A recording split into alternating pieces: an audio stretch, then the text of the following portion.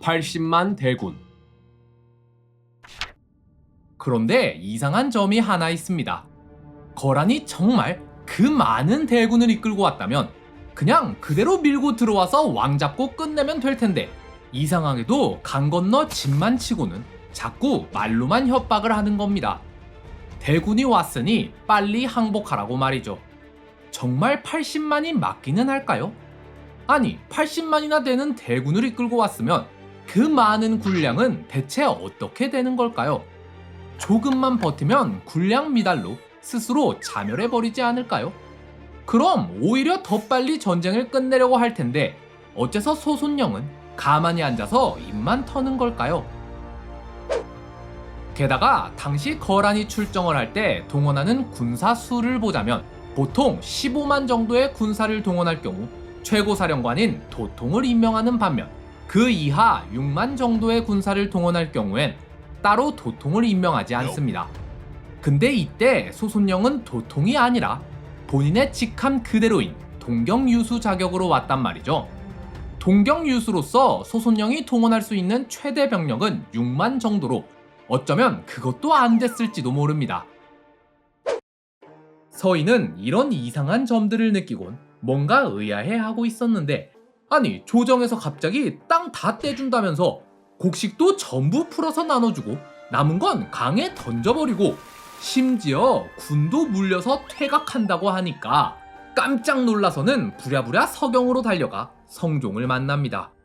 폐하, 지금 서경엔 식량이 가득한데 이걸로 성을 지킬 생각은 하지 않으시고 어찌 다 버리라는 말씀을 하시옵니까? 또한 지금 소손영은 옛 고구려의 땅 운운하면서 우리를 협박하고 있사온데, 저들이 서경을 먹고도 더 요구한다면 삼각산 이북까지 전부 내주시려는 겁니까? 서둘러 명을 중지하시고 신등으로 하여금 적과 맞서 싸울 기회를 주시옵소서. 후퇴는 그 다음 해도 늦지 않사옵니다. 그대의 말이 맞소. 당장 식량 배분을 중지하고 퇴각 준비도 멈추도록 하라. 그때 전장으로부터 급보가 하나 날라옵니다. 폐하, 낭장 유방과 중랑장 대도수가 안용진에서 적을 격퇴하였다 하옵니다.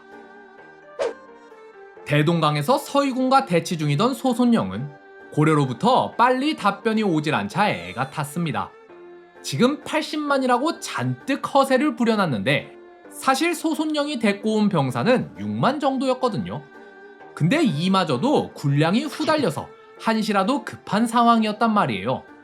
근데 고려가 자꾸 시간을 질질 끄니까 소손영도 마음이 급해져서는 일단 별동대라도 좀 보내서 좀 더 압박을 해보려 했는데요. 그렇게 별동대가 기습적으로 안용진을 타격했는데 여길 지키고 있던 유방과 대도수가 이걸 격퇴해버린 겁니다. 이쯤 되자 소손영으로서도 별다른 수가 없었습니다. 소손영은 이제 무조건 항복하란 얘기는 쏙 집어넣고는 그냥 대신을 보내라고만 하는데요. 협상을 하자는 거였죠. 그러자 성종이 신하들에게 묻습니다. 누가 능히 거란의 진영으로 나아가 말로써 적을 물리치고 만세의 길이 남을 구국의 영웅이 되겠는가? 그러나 조정의 신하들은 이미 겁을 잔뜩 먹고 있었기에 아무도 감히 적의 진영으로 나아가려 하질 않았습니다. 그때 서희가 나서더니 이렇게 말하는데요. 신이 비록 재주는 없으나 어찌 감히 폐하의 명을 따르지 않을 수 있겠습니까? 서희의 대범함에 감탄한 성종은 그에게 협상에 대한 전권을 위임하고 손수 강까지 나와 서희를 배웅해줍니다. 서희의 외교 담판. 서희가 홀로 거란 진영에 도착하자 소손영은 먼저 기선을 제압하려 합니다. 나는 대국의 명을 받고 왔으니 그대는 소국의 사신으로서 마땅히 뜰 아래에서 내게 절을 올리도록 하시오. 하지만 이런 걸로 쫄 서희가 아니죠. 예법에 따르면 신하가 군주에게 절을 올리는 것은 마땅한 예의지만 일국의 대신끼리 만난 자리에서 절을 올리는 건 대체 어느 나라 법이오? 서희가 단칼에 거절하자 소손영은 이후로도 2번 더 절을 요구했지만 서희는 끝까지 굽히질 않습니다. 지금 군량도 바닥인데 시간을 끌어봤자 소손영에게도 좋을 게 하나 없었기에 결국 절하는 건 생략하기로 하는데요. 그렇게 대등한 자리에서 둘이 협상을 시작하자 소손영이 먼저 말을 꺼냅니다. 지금 옛 고구려의 땅은 우리 거란이 대부분 차지하고 있어. 고려는 옛 신라의 영토에서 털을 잡고 일어난 나라인데 어찌 고구려의 땅을 차지하고 있는 것이오? 말도 안 되는 소리 마시오. 기록에 따르면 고구려는 고려라는 국호도 사용한 적이 있어. 우리 고려는 국호부터가 고구려를 따르는 엄연한 고구려의 계승국인데 어찌 거란이 고구려의 땅 운운하는 것이오? 오히려 거란이 옛 고구려의 땅을 점거하고 있는 것 아니오? 그럼 고려는 어찌 우리 거란과는 이웃하고 있으면서도 수교를 맺지 않으면서 저 멀리 바다 건너 있는 송나라에는 지극히 사대하는 것이오?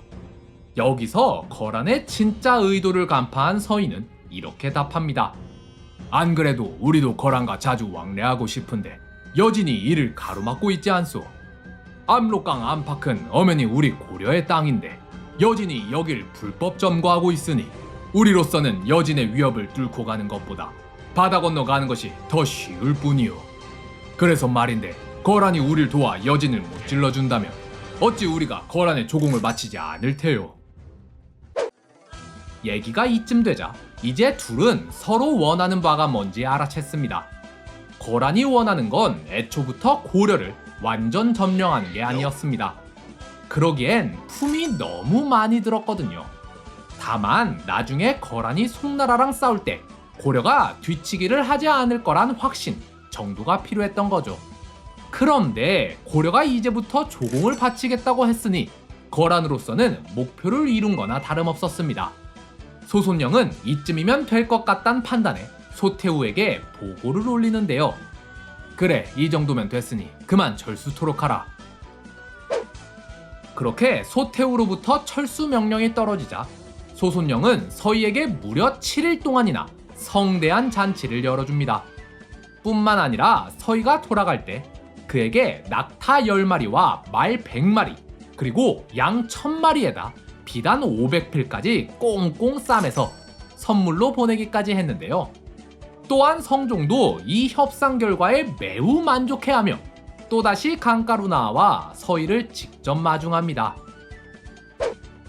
다만 여기서 오해하시면 안 되는 게 이 사건이 마치 거란의 80만 대군을 서희가 외교 담판으로 무찔러내며 그에 더불어 강동 6주의 땅까지 얻어낸 획기적인 사건이라고 생각하시면 안 된다는 겁니다. 물론 잘한 건 맞습니다. 적도 무찔러냈고 땅도 얻었죠. 근데 그보다 중요한 건 애초에 이게 거란이 원하는 거였단 거예요. 고려가 강동 6주를 갔던 말던 거란은 전혀 개의치 않아 했습니다. 중요한 건 수교를 맺고 조공을 얻어내는 것, 땅 여기까지가 거란의 목표였단 거죠. 그러니 이 목표를 완전히 이뤄낸 소손영이 서희에게 이렇게 극진한 대우를 해준 겁니다. 이건 서희가 외교 담판으로 거란을 무찌른 게 아니라 거란과 고려가 서로 원하는 게 딱 맞아떨어져서 동등하게 협상을 이뤄낸 결과란 거죠.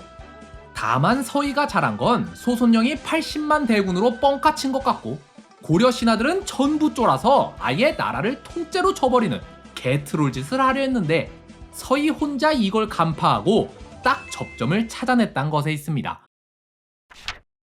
강동 6주.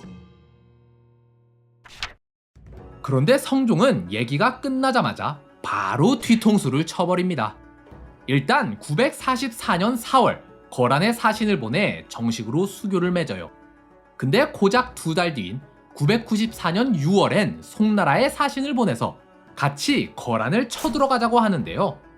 그렇게 성종은 작정하고 거란의 뒤통수를 갈기로 했으나 문제는 송나라가 이미 거란한테 개털려서 더 이상 싸울 엄두를 못 낸다는 겁니다. 송나라는 고려의 요구를 정중히 거절한 후 거란에는 화친을 청하는 사신을 보냅니다. 물론 거란도 고려가 뒤통수 친 걸 알았어요. 근데 일단은 그냥 모르는 척하고 넘어가줬는데요. 그렇다고 해서 거란이 아무 행동도 안 했냐? 그건 또 아니에요. 거란은 얘네가 자꾸 뒤통수를 치니까 도저히 안 되겠는지 다음번엔 아예 고려를 제대로 쳐들어가야겠다는 생각을 합니다. 그래서 공격로를 확보하기 위해 압록강 앞쪽에 성을 쌓기 시작하는데요. 반대로 고려도 같은 생각이었어요. 얘네가 또 언제 쳐들어올지 모르니 고려도 압록강 안쪽에 새로 얻어낸 땅에 아예 성을 쌓아버려서 방어를 탄탄히 하려 했는데요. 이때도 서희가 주도적으로 움직입니다. 서희는 압록강 근처의 여진족을 격퇴한 뒤 그곳에 여러 성을 쌓았는데 이를 강동육주라고 부릅니다. 그렇게 방어선 구축에 힘쓰던 서희는 이때 너무 과로를 했는지 998년 향년 57세의 나이로 사망하고 마는데요. 또한 성종도 그 바로 전해인 997년에 사망하고 말죠. 하지만 이때 성종의 나이는 고작 38살로 그에겐 아들이 한 명도 없었습니다. 따라서 성종은 경종의 아들이자 자신의 조카인 왕송에게 왕위를 물려주는데요. 그리하여 왕송이 왕위에 오르니 그가 바로 고려 제7대 왕 목종입니다.